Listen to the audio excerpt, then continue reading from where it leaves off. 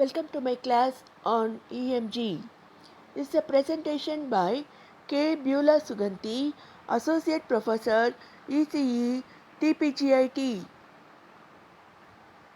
Electromyogram or EMG is the record of bioelectric potentials associated with muscle activity. It can be measured at the surface of the body near a muscle of interest or directly from the muscle by using needle electrodes.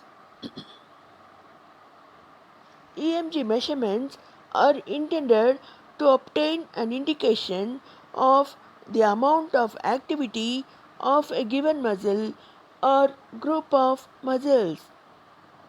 EMG electrodes pick up potentials from all muscles within the range of the electrodes. Typical EMG. The action potential of a given muscle has a fixed magnitude regardless of the stimulus. So net height of action potential does not increase if intensity of muscle action increases, but the rate with which each muscle fiber fires and the number of fibers activated at a given time increase. The amplitude of the EMG is the instantaneous sum of all the action potentials generated at a given time. They occur in positive and negative polarities at the electrodes, so they sometimes add and sometimes cancel. So the EMG waveform appears like a random noise.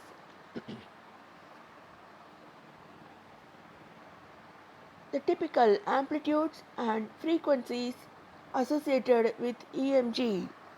The EMG potentials from a muscle or group of muscles produce a noise-like waveform that varies in amplitude with the amount of muscular activity.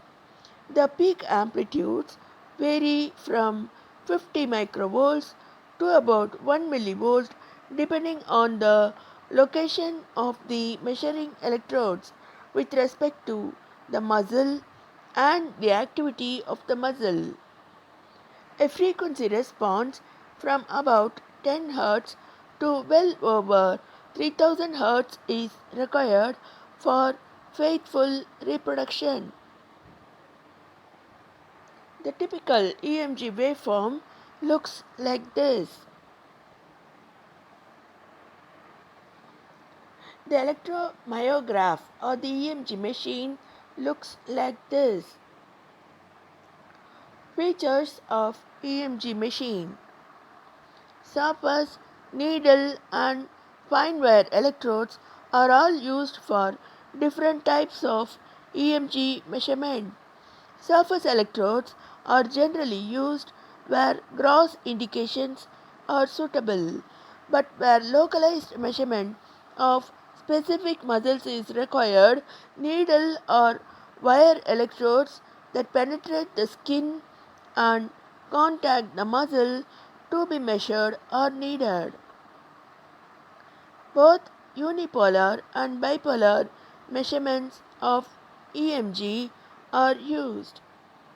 The amplifier for EMG measurement, like that for ECG and EEG, it must have high gain, high input impedance and a differential input with high common mode rejection ratio. However, the EMG amplifier must accommodate the higher frequency band. So in many commercial EMG machines, the upper frequency response can be varied by use of switchable low-pass filters. A typical EMG machine has a oscilloscope readout instead of a graphic pen recorder. The reason is the high frequency response required. Additional features: sometimes a storage CRT is provided for retention of data. As said earlier, a graphic pen recorder is not used because of higher frequency response required. Oscilloscope camera is used to obtain permanent visual record. Audio amplifier and loudspeaker are used to hear the crackling sounds of EMG. Built-in stimulator is used for nerve conduction time or nerve velocity measurements. EMG quantification. The EMG signal can be quantified in several ways. The simplest method is measurement of the amplitude alone.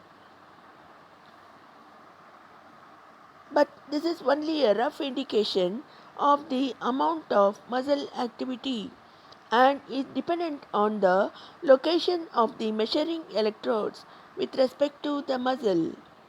Another method of quantifying EMG is a count of the number of spikes or in some cases zero crossings that occur over a given time interval.